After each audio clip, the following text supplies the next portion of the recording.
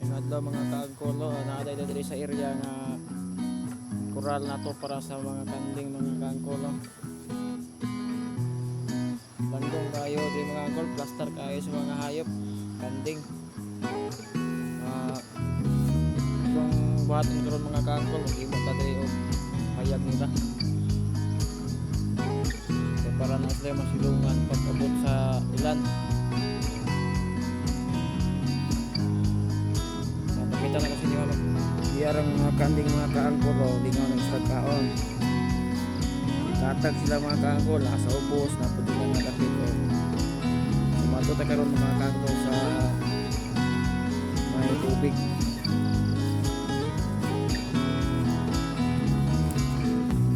Kani mo mga kaangkol pani siya nanay siya ay source sa tubig ba.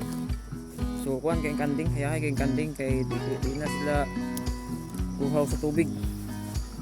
Ibungga kay tubig mga kaangkol. Sagot mga kaangkol, oh. Bumpay ba?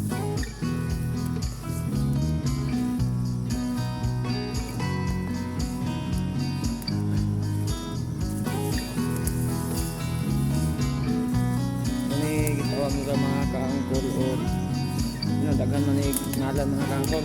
Ambot kung sa sure ani nga tawag nila. Muna gitawag sa mga kaangkol Bumba. Pwede ra po niya siya mga kaangkol tawagon og puso.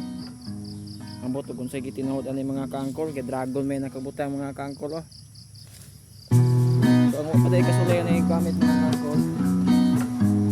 Kita maning naay muraw tubo. Walang